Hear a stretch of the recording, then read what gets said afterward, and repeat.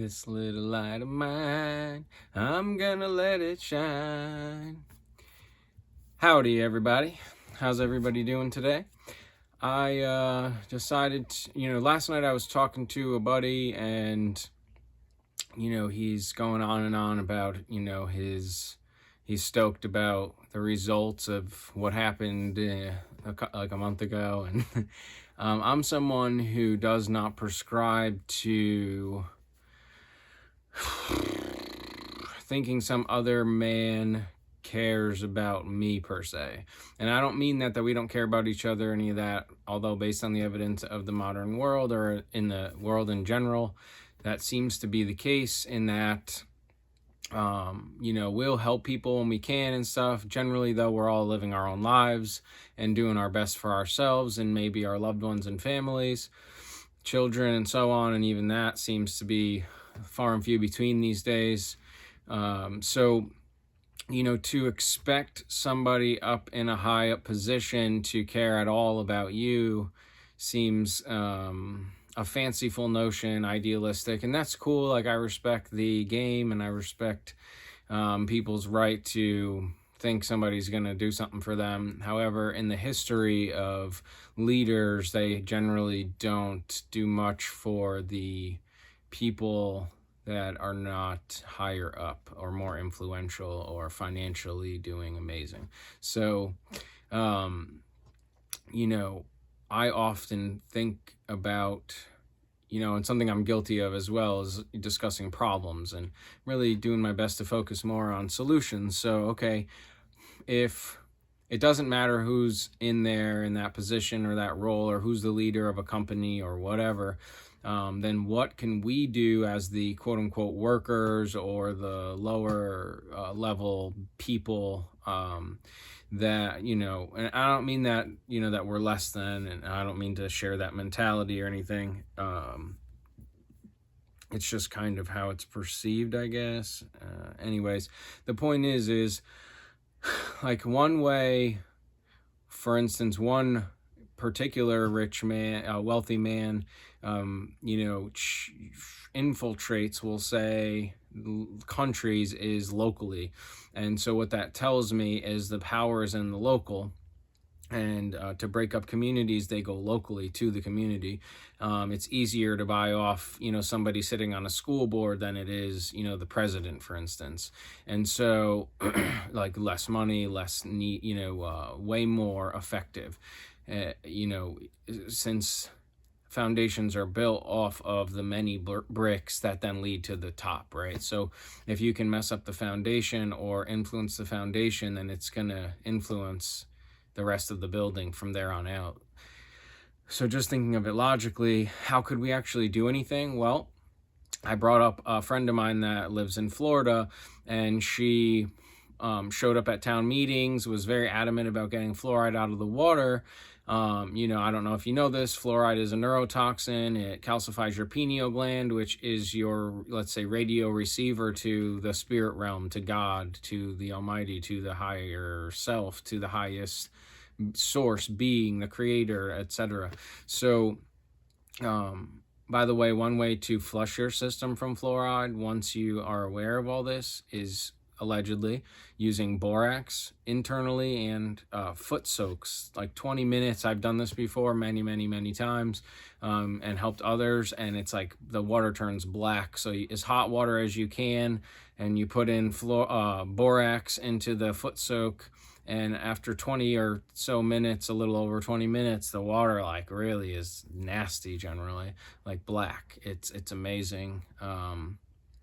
So that's one way to get fluoride out of your system. Once you are awake and aware to the damage fluoride causes. And allegedly what happened is they found out in the concentration camps, they were giving people fluoride. They were spraying people with fluoride, like, the chemtrails now, geoengineering, with lithium, barium, all these heavy metals to dull us down, allegedly, right? I'm not saying it's happening or not. There's a lot of patents and a lot of admissions that would state it is happening. However, I'm not here to debate that. My point is fluoride has been being added to the water for some time, and it used to be that iodine was added to the water, and then allegedly around I guess World War II, when they did Operation Paperclip and brought all the Nazi scientists to America. I think it was to Arizona or New Mexico or something. They started learning about pharmaceuticals more and more, and manipulation of mind through chemical tactics. And not that they didn't know, they just learned more, right? And fluoride was one of those things, and it's the leading, sodium fluoride is the leading ingredient in rat poison, and we're talking, I think, hopefully calcium fluoride, which is supposedly good for your teeth, although I've never found a study that stated that or proved that. It goes off of some village they found that had like fluoride in the water, trace amounts, and they had good teeth, allegedly. I don't know, true or not, I don't know.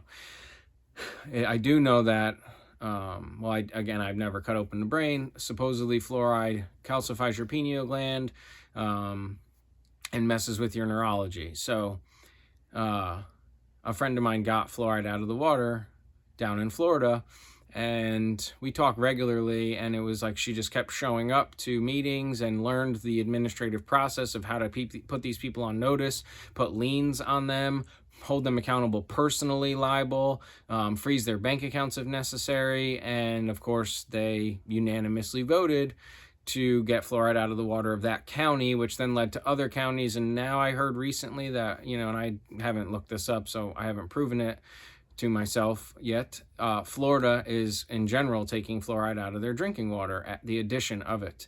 So the point of me saying that is to say this: be the change you want to see in the world. I've said this for a long time. I love a lot of that, what Buddha and Jesus and Gandhi and a lot of the great masters and teachers throughout history that lived or didn't, that left books and writings behind, and prophets and things, whatever we want to call these people, that really realize that if we want to change the world, we change ourselves. Be the change you want to see. If you don't see peace in the world, then you're not peaceful. Even if you think you are. If you want to see love in this world, be loving. And I'm definitely guilty of these things. And it's, again, something I've had to really face in the mirror and really become more graceful, more forgiving, more loving, more kind, compassionate, and all the things I mention regularly in my videos. I'm reminding myself, probably more so than anyone else that might be listening, which I don't really get any views. However, I do this, again, for myself, my son, and for that one person that's looking for hopefully some reassurance, or, to just not feel alone, or to know they're not the only one, going through something. So, if we actually want to make a difference, then we need to be the difference. B, show up locally, show up to our town meetings, show up to the school board meetings, show up in the village and have our voice be heard. And the more of us that do that and don't just, sit back, the average being just wants peace, just wants to be left alone. And then there's those out there that are really pushing their agenda, and they can't do that if we show up. And so we need to be above average. We need to be extraordinary. We need to really start stepping up into our role. That our deepest fear is not our light, is not our darkness, it's our light that most frightens us. Marianne Williamson wrote a great poem about this. And Nelson Mandela gave it as a speech, I think in 91. Anyway, the point of this video is to say, be the change. It's all local. If you do it locally, then it expands from there. So, no being at the top of the totem even knows you exist most of the time, doesn't necessarily care. And what a great play it would be. And I'm not for or against anyone politically, don't get that twisted. If I had my choice, one party's saying way more that I relate to than the other. And again, I'm all about family and two genders and simple living and simplicity, authenticity, and God and Jesus and all of those, let's say, more alleged conservative values. I also do, though, believe in total autonomy. I don't know that we can ever have freedom. Autonomy, though, we can. So you want to see a change, be the change, then get local, get involved, do things in your community. You want to see people doing yoga in schools, you can go get that done. I knew somebody in Vermont that did that. They showed up and they helped facilitate and implement and begin yoga being, introduced into the school system, so now these kids are meditating and doing yoga, and it was a game changer for that school system in Vermont, so, and then these things, if they're seen effective, more and more people are going to ask for them. So you want to change things, change them locally. No one at the top is probably going to do much about anything. So, talk to your sheriffs, get to know people, get to know your community, be a voice of reason, of logic, of, what's the word I'm looking for? Of levity, not levity, but that works. Listen, be open. Don't just think your way is the only way. However, let's stick in logic and nature and reason, and be someone who really, is for the community, is for seeing people's voices be heard, is really protective of children and them having the life that we all either wished we had or did have and want to see happen for their children. A lot of people had great lives and great upbringings and had the whole package, and God bless you. You don't need to suffer. That's good. Maybe you did something right in your last lifetime. So, be the change, be kind, be compassionate, be forgiving, be loving, and get out locally in your communities, be involved, and you will start seeing more and more of a change. It is possible. I see it happening. I see more men and women waking up to the game that's being played with feminism and broken homes and all of that, which I'll get into really in another video, but I see it happening. So let's keep it moving. Let's keep going. Let's keep making the change. Let's keep being loving neighbors and keep growing in that. It might seem like it's not the case. Maybe there's a group out there that's putting a lot of Medea, the Greek goddess of deception, out there that makes us think it's not the case, because this is a place of contract, of consent. And so when we mentally consent to they're in charge, or they're bad, or they're good, or whatever, then we start consenting to that reality, and it's not necessarily true. If you really get out there, you see like more and more people are coming back to the land, to nature, to homesteading, to self-sufficiency, to community, to the village, and trades, and all that great stuff. So although there's quite a split and a divide in some ways of technology versus, a very simple way of living, it is happening. And I think at the heart of most people, they are generally mean well, so if we can just hear each other and be open and, come to some middle path, middle ground, we can really make a change. So I love you all. I hope you have an amazing day. Excuse me. I'm learning not to speak that way. An amazing day you will have. An amazing day you will have. thelivingmysterychurch.org. thelivingmysterychurch.org. Hit me up for a conversation anytime. Have a great day.